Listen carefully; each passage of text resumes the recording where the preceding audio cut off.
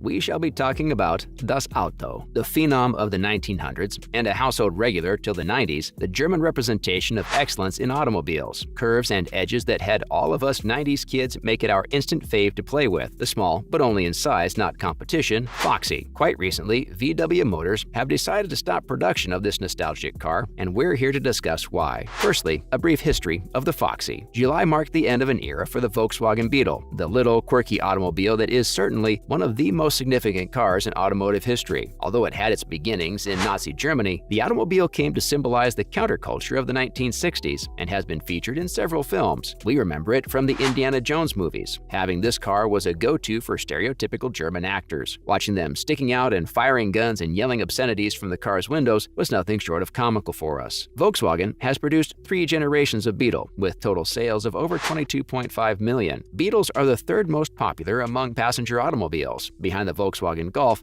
and Toyota Corolla. See, we told you it packed a punch. Probably still does among collectors. Secondly, why did VW decide to finally drop the shutter on the Beetle? We don't think VW ever officially replied to this question. We did some digging though, and we've been able to put up a list of possibilities for why the world's most famous automobile was discontinued. Volkswagen halted production of the Beetle primarily due to poor sales. The reason for this has been the falling demand. The last model to come off the assembly line in Mexico was, after several upgrades and revisions, a relic from the distant past. After the original Beetle's demise in Western nations, it found popularity in other regions. The Beetle's discontinuation has also been linked to Volkswagen's desire to devote more resources to developing their next electric vehicles. There's no denying that Volkswagen, like the vast majority of automakers, wants to cash in on the electrification happening globally with cars right now. Moving on, will the Beetle ever come back? We anticipate the return of the Beetle in the not-too-distant future. No plans have been announced, but auto firms, like most, can't pass up the chance to make some money off the goodwill associated with a well-known brand name, even if earlier efforts to do so haven't exactly gone according to plan. Volkswagen most certainly is planning to revive the Beetle someday, but probably in electrified form. The business has been working on many other electric models, but we think the Beetle brand and heritage would work particularly well for a cheap, accessible electric vehicle for the public. Plus, there's the ID Buzz, which is another blast from the past. Only now it's electric, so there's a 90% chance we're going to be treating ourselves to an electric Beetle very soon. The fates of the old and new Beetles. After its initial success as the people's vehicle, the Volkswagen Beetle saw a decline in popularity as consumers shifted their focus away from automobiles and toward other consumer goods. In the end, the new Beetle was essentially an awkward-looking Golf that failed to recreate the enchantment of the original vehicle, which was terribly antiquated by the time manufacturing ceased in the early 2000s due to the fact that they shared the same platform. You can't say the new Beetle was a failure when it helped revive Volkswagen in the United States and other Western markets after the brand had been struggling for years. In a time when automobiles were often uninteresting, this was a refreshing change of pace. This journey down memory lane, however, was short-lived. When it comes to making a profit, car firms aren't shy about cutting losses. The new Beetle wasn't selling as well as expected, so the company decided to stop making it, period. Also, Volkswagen and its presence in cartoons is well known. We don't know about you, but we've been seeing Volkswagen cars in cartoons, and they're pretty iconic in that regard. Remember Scooby-Doo and the Mystery Van? Guess what VW van that car represented? The ID Buzz, of course. The Beetle has been all over the animation world. It's been a clown car, it's been in Tom and Jerry, Batman, Simpsons, you name it. It even inspired Hasbro to model one of their Transformers after it. Not only was the Autobot Bumblebee, if we may be specific, absolutely hilarious to look at, but the car it transformed into too. A yellow Foxy is spinning and racing around shooting lasers from its headlights. Honestly, it was ingenious and something that got us, as kids, absolutely hooked. Let's not forget Heil Foxy. The Nazis are partly accountable for the success of the Volkswagen Beetle. 80 years ago, Adolf Hitler helped start a new business in Wolfsburg by laying the foundation for the Volkswagen plant. Two prominent personalities of history, Adolf Hitler and Ferdinand Porsche, are responsible for the Volkswagen Beetle. Porsche was a brilliant engineer, while Hitler was a crafty leader. A history professor at the University of Stuttgart Wolfram, named Peita, observed these two were made for each other. Without Hitler's backing, Porsche's Volkswagen project would never have come to fruition. Hitler needed someone with the right amount of creative juices to build his compact car, and Porsche needed someone with enough political muscle to keep the financial pressure from getting to him. And thus, the two collectively gave birth to a car that looked almost as funny as Hitler's mustache. Now, moving on to other iconic Volkswagen designs. Volkswagen has a flavorful history of coming up with amazing cars and iconic designs. No doubt their Beetle is probably at the front page in that regard, but there's always a whole infantry behind it. Each car has its own quirks and quips. Without further ado, let's shed light light on some of these German marvels. To start off with, Volkswagen has a Tanguin Anniversary Edition lined up.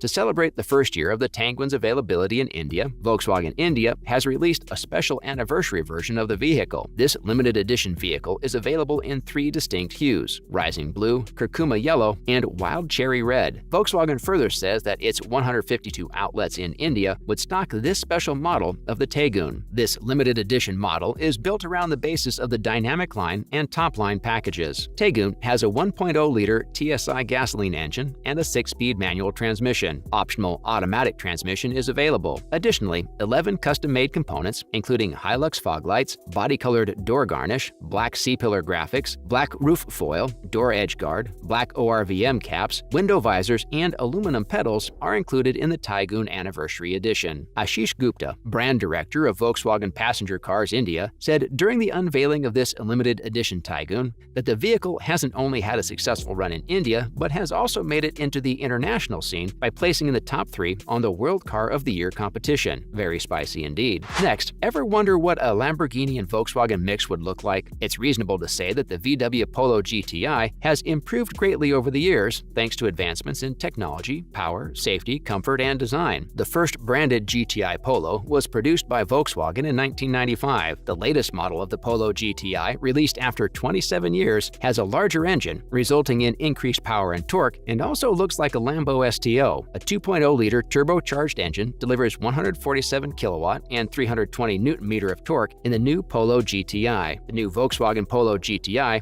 can reportedly go from 0 to 100 kilometers per hour in 6.5 seconds and reach a peak speed of 240 kilometers an hour, as stated by Volkswagen South Africa. Genuine Lamborghini features are seen throughout this high-performance hatchback. The sharp angles of the front and back bumpers, side skirts, front LED light signatures, rear wing, and the recognizable Lamborghini hood vent all give away the similarity at first sight. Finally, we have the ID. Buzz Cargo electric Fiesta car. ID. Buzz Cargo is one of the most distinguishable commercial vehicles in the world. To a large extent, the Volkswagen e-commercial vehicle, designed by a team headed by Josef Kaba, is based on the popular passenger version, with minor changes made for the sake of functionality. The middle and back row of seats have been removed to make room for cargo space, and all except the right-hand sliding door has been removed to facilitate easier loading. Built on the Volkswagen Group's MEB platform, this vehicle is the first electro cargo and has a versatile design that allows for a wide range of applications. The Volkswagen microbus's famous ancestry gives the ID. Take the identification card as an example. Cargo Buzz has ID-like characteristics. Those 3 horizontal lines on the back window still remind us of the covers on the first T1's engine cover. Incredible, right? That's a wrap for this video. What Volkswagen design is your favorite? Did we leave any of the juicier ones out? Let us know in the comments below. It'd be awesome if you gave this video a thumbs up, and please don't forget to subscribe for more scrumptious videos like this. See you in the next one.